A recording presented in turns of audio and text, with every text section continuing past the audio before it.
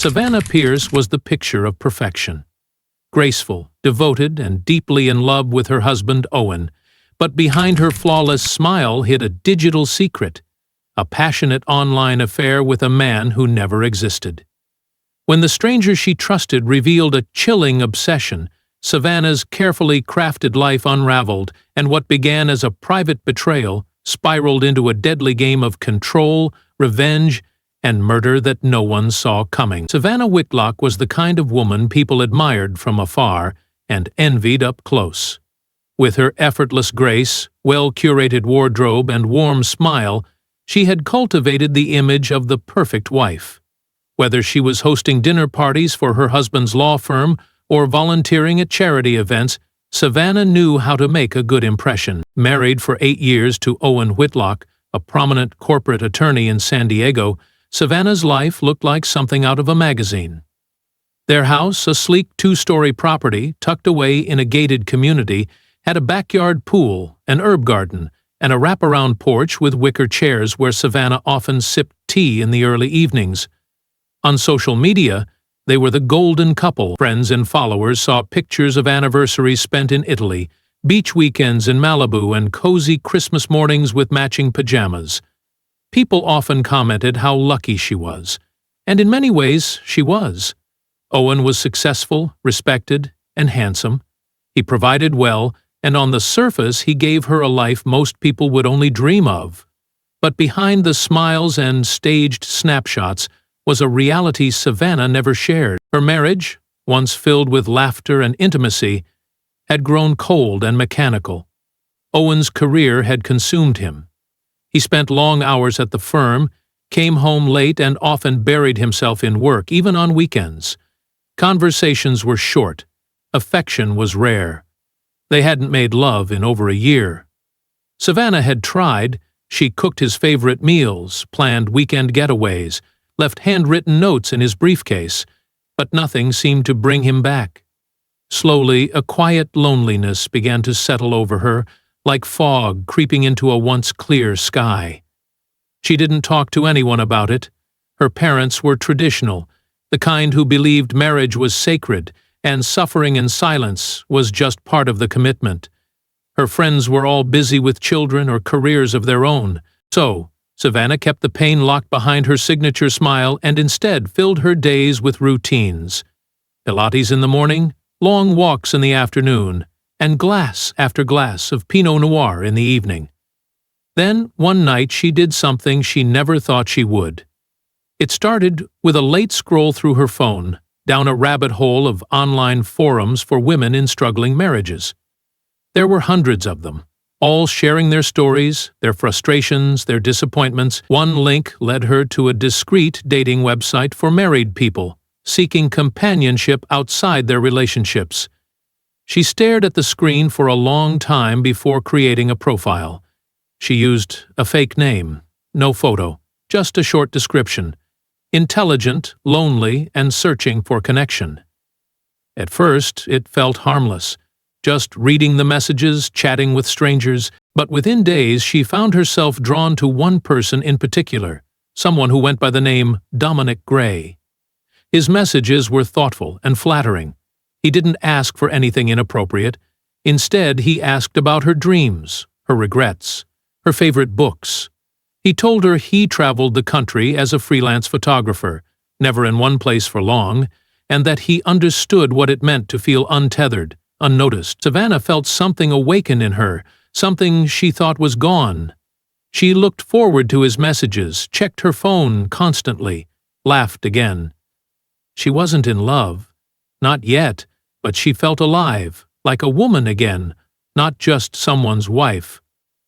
And though she tried to remind herself this was just a fantasy, a harmless escape, she had no idea who she was really talking to or how far things would go. Every message she sent pulled her deeper into a story that was no longer just her own. She was no longer just a lonely woman trying to feel something again. She was a character in someone else's plan. A plan she couldn't see coming, a plan that would soon tear her world apart. And the worst part? It all began with a single, simple click. Savannah's secret messages with Dominic Gray quickly became the most anticipated part of her day. What started as cautious curiosity soon evolved into an emotional entanglement she hadn't expected. Dominic seemed to understand her in a way that even Owen never had. He never pressured her, never pushed her to send photos or meet in person. He simply listened, or at least he made it feel that way. He asked her about the books she liked as a child, the music that made her cry, and the moments she felt most alone. She told him things she hadn't said aloud in years, like how her marriage felt like a performance, how she sometimes dreamed of disappearing, and how she feared she was no longer worth loving. They wrote long paragraphs back and forth, sometimes into the early hours of the morning. The messages became more intimate, not sexually, but emotionally. He would call her beautiful soul and my silent storm. She would find herself rereading his words over coffee, sometimes smiling, sometimes tearing up. It was an emotional affair, though Savannah never called it that, not even in her mind. She convinced herself it was therapy. He was just a stranger, someone who saw her. She never planned to meet him. She still wore her wedding ring. But slowly, the guilt that had first clung to her began to fade. Dominic, however, was not who she thought he was. Behind the comforting messages and poetic compliments was a man named Carter Dunn, a 38-year-old tech dropout with a long list of failures and an even longer list of obsessions. He had once been a promising software developer working for a high-profile cybersecurity firm, but an internal investigation into inappropriate behavior toward a female colleague ended his career and sent him spiraling into paranoia and anger. Since then, Carter had reinvented himself through online identities, floating through forums and dating sites under different aliases. His obsession was always the same: women with seemingly perfect lives, women with something to lose. When Carter first came across Savannah's anonymous profile, something clicked for him. He studied her language, the rhythm of her sentences, the sadness between the lines. She was the kind of woman who made rejection feel personal. He wanted her to need him, to depend on him. So he created Dominic. Polished, understanding, mysterious. He mirrored her feelings, used emotionally charged language, played the long game. And it worked. Savannah began sharing more about her life, never outright names or locations, but enough for Carter to start piecing things together. She described her home as sun-soaked and modern, mentioned her husband worked at a large firm in downtown San Diego, talked about weekly errands, her favorite coffee shop, even her dog's name. In her longing to be seen, she gave him the clues he needed. Carter created a map, a digital profile of Savannah Whitlock.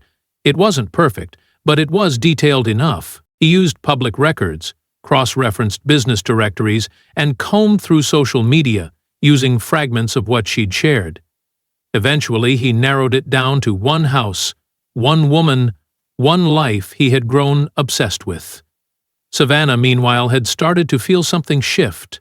One day, Dominic asked for a photo, not anything explicit, just something so I can see the woman behind the words. She hesitated. It felt like a boundary, a final line between fantasy and reality, but she also felt compelled to keep him interested. She didn't want to lose the only person who made her feel seen in months. So, she sent a blurry photo of herself in the garden, her face turned slightly away, the backyard fence behind her.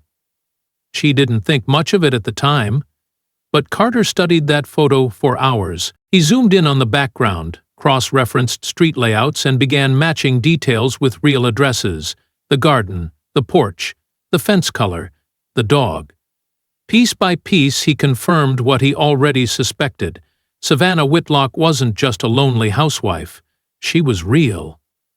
Achingly real. And now Carter knew where she lived. He began to watch her online activity, subtly mentioning things in his messages that made her feel even more connected. Music she had searched, articles she had glanced at. She believed it was fate. But Carter was simply inside her digital world, watching her every move.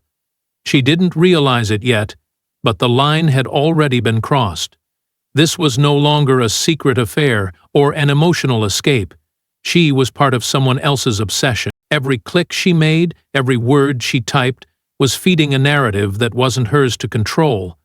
And by the time she started to feel uneasy, it was already far too late. Savannah's mornings began with a nervous thrill, her phone screen lighting up with another message from Dominic. Each one was perfectly crafted, tender and deliberate, full of romantic imagery and carefully chosen phrases that made her feel more alive than she had in years. But something was changing. Dominic's tone began to shift subtly. He was still kind, still poetic, but occasionally he would drop in comments that unsettled her. He'd mention the color of the flowers near her porch or reference the sound of wind chimes she hadn't even told him about. At first, she brushed it off. Maybe she had mentioned them without realizing it. Maybe she had posted a photo on social media at some point. She didn't want to question it too deeply because the thought of him knowing too much made her stomach twist. But then one evening, Savannah received a message that stopped her heart. Dominic described a moment she'd just experienced minutes earlier, sitting on the patio, drinking her second glass of wine, the sky turning pink behind her. He even described the robe she was wearing, the one with tiny lavender flowers, a gift from her sister years ago. She hadn't posted about it. She hadn't told him about it. The realization hit her like cold water. He was watching her. She stood up abruptly, heart pounding, eyes scanning the tree line beyond her fence. The yard was still. The wind chimes rattled softly in the breeze. There was no one, nothing. But the message was clear. Dominic wasn't just a comforting voice behind a screen anymore. He was somewhere close. Savannah deleted the message, then the app entirely, telling herself it was over. No more secrets, no more late-night messages. She would try to fix her marriage. She would return to her routine. She would block out the memory of Dominic. But things didn't return to normal. That night, she couldn't sleep. Every creak of the house felt like a threat. She closed all the curtains, checked the locks twice, and stayed up with her dog curled at her feet. In the morning, she told herself it was paranoia. Maybe it was a coincidence. Maybe he had guessed. But deep down, she knew better. The next day, Owen mentioned something strange. A small scratch near the lock on the back gate. Like someone had tried to pry it open. Savannah's blood ran cold, but she didn't tell him what she feared. She just nodded and said maybe the gardener had bumped it with equipment. The following days became a blur of tension. Savannah felt watched at all times. She took different routes during her walks. She stopped going to her favorite cafe. She didn't even post online anymore, but the feeling of being observed didn't go away. Then, one morning, she found a manila envelope at the base of her front door. There was no name, no return address. She opened it with trembling hands. Inside were printed photos, some of her walking the dog, some of her reading in the garden, and one of her asleep on the patio chair, completely unaware. Her legs gave out and she dropped the envelope on the floor. This wasn't some flirty stranger anymore. This was stalking. This was dangerous. She tried to convince herself she needed to go to the police, but she hesitated. She'd have to admit everything. The online relationship, the secrecy, the messages, and what proof did she have that Dominic, whoever he really was the one behind the photos? Savannah's fear turned to dread as she began to understand the depth of the trap she'd fallen into. Someone had orchestrated this, someone who had studied her, earned her trust, and infiltrated her life with surgical precision. She had handed him the pieces without realizing it. Her emotional vulnerability, her personal details, her photo, and now, whoever Dominic really was, he had transformed from a voice in the dark to a shadow standing just beyond the edges of her life. She considered telling Owen but couldn't bring herself to do it. Their distance had grown too wide. How could she explain something like this to a man who barely looked her in the eye anymore? She was alone, and the man who once made her feel seen now made her feel hunted. And somewhere nearby, Dominic, or Carter, was waiting, watching, preparing for the next step in a game Savannah hadn't even realized she was playing. Savannah tried to carry on as if everything were normal, but her world had quietly collapsed. The envelope with the photos was now hidden in a shoebox in the back of her closet, wrapped in layers of guilt and fear. Each time she passed that closet, her heart raced, as though the pictures inside were ticking like a time bomb. She started jumping at minor sounds, the creak of wood, the hum of her refrigerator, even her own reflection in darkened windows. The man who had once been her emotional refuge was now the ghost haunting her every step. Her instincts told her to disappear, to leave town, to vanish without a trace. But how could she do that without raising suspicion? Owen was already questioning her erratic behavior. He asked if she was drinking more than usual. He noticed her avoidance, her anxious eyes, and the way she flinched when he touched her shoulder. She wanted to scream the truth, but every time she tried, she choked on it.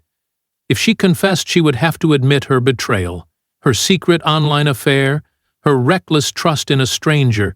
Worse, what if Owen didn't believe her? What if the truth only made her seem unstable?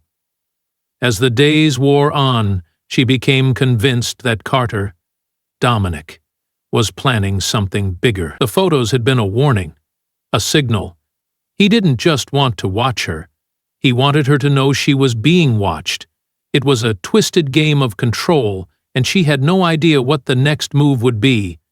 Every time she left the house, she imagined him following a few paces behind. Every time she opened her email or checked her phone, she feared another message would be waiting. She started locking herself in the bathroom just to breathe. At night, she slept with the light on, and the dog curled against her side like a guard. Then came the breaking point. One evening, Savannah returned from the grocery store to find the front door slightly ajar. The lock hadn't been broken. The door hadn't been forced. It was as if someone had simply walked in. Her stomach twisted. She stepped inside, calling out for Owen, but he wasn't home. Everything looked normal at first. The television was off, the curtains drawn. Nothing seemed out of place, until she noticed her bedroom door open, the one she always kept closed when she left. She crept up the stairs, every step slow and deliberate, holding her breath. Inside the bedroom, everything was as she'd left it. Nothing stolen, nothing destroyed. But one thing was different. The shoebox with the envelope was now sitting in the center of the bed, open. The photos were laid out in a neat fan, perfectly displayed, like a silent threat. Savannah collapsed into a chair, shaking, unable to scream, unable to move. It was no longer paranoia. He had been inside her home. That night, she made a decision. She gathered the photos, the messages she had saved on an old burner email account, and went to the police. It was humiliating to tell the truth, to explain how she'd fallen into an emotional affair and given away so much of herself to a stranger. But as she told the officer everything, something in her began to shift. The fear was still there, but now it had a direction. The investigation started slowly. The digital forensics team tried to trace Dominic's online presence, but he had covered his tracks expertly. Every message came from an encrypted platform, every trace linked to burner accounts and fake names. But Savannah's decision to go to the police had unknowingly disrupted Carter's timeline. For months he had been in control, manipulating her emotions, weaving himself deeper into her psyche. Now, for the first time, she had broken away from the script. Still, she wasn't safe. The police offered to patrol her neighborhood more frequently, but there wasn't enough evidence for a warrant. No name, no face, just shadows and suspicion. She began staying at a friend's house across town, her phone turned off, curtains always closed. She avoided public places, avoided social media, avoided everything that once made her life feel full. Her entire existence had shrunk into a small, fearful corner of the world, but even from that corner she could feel his presence. She could sense that this story wasn't finished. Carter hadn't chosen her at random. He had built a fantasy with her at the center, and he wasn't going to let it go quietly. Savannah had finally seen the truth, but in doing so she had stepped into a darker game, one that was only just beginning its final act. Savannah lived in a state of permanent tension, as though every step she took could trigger a trap she couldn't see. The police investigation had stalled. Weeks had passed with no progress. The encrypted accounts remained dead ends. The man she had known as Dominic had vanished like a puff of smoke, leaving behind a shattered sense of safety and a trail of untraceable digital footprints. The silence was worse than the messages. She didn't know if Carter had given up or if he was just waiting for the right moment. The uncertainty gnawed at her. She returned home eventually, not because it felt safe, but because hiding had started to feel like defeat. The house was exactly as she had left it. The only difference was that she now checked every lock twice, carried pepper spray in her purse, and slept with a hammer under her pillow. Her eyes darted to every camera the police had installed, and she triple-checked the recordings daily, but none of it gave her peace. She had underestimated Carter once. She wouldn't make that mistake again. Then, early one morning, just as the first light touched the windows, a sharp knock came at the front door. Her heart stopped. She grabbed the hammer and approached cautiously. Through the peephole, she saw a man in a brown delivery uniform, holding a plain envelope. No logo, no package, no words, just the envelope. She didn't open the door. She waited until he left, then retrieved the envelope with gloved hands, shaking as she peeled it open. Inside was a single photograph. This time it was different. It wasn't a photo of her. It was a picture of Owen, her husband, sitting at a cafe downtown, laughing with a colleague. On the back of the photo were 5 words, printed in red ink. "You made me do this." She stared at the photo, a wave of nausea rolling through her. The meaning was clear. Carter had shifted his attention. Savannah wasn't just prey anymore. She was the reason. Carter had moved past obsession. Now he was playing God, and Owen had been marked. She rushed to the police station, the photo clutched in her shaking hands. The detectives looked grim. They had seen this before. Stalkers who couldn't separate fantasy from reality, who blamed the object of their affection for everything that went wrong. They told her what she already knew. This man wasn't going to stop until someone got hurt. That night, Owen was taken into protective custody. He still didn't know the full story, but the threat was real enough to convince him. For the first time in a long time, Savannah sat across from him and saw something other than distance in his eyes. Fear had leveled them, reminded them of what they once meant to each other, but there was no time to mend what was broken. Carter was escalating, and the police were no closer to finding him. Then, a break came from the most unexpected place. A retired cybercrimes analyst who had been following the case after it made headlines contacted the department.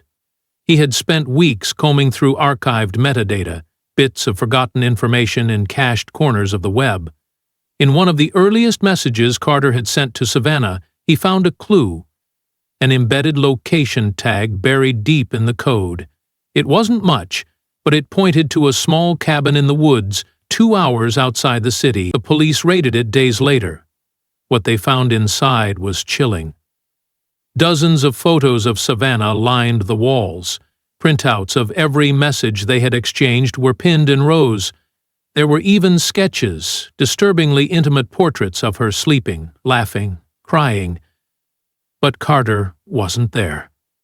He had left behind a journal, however.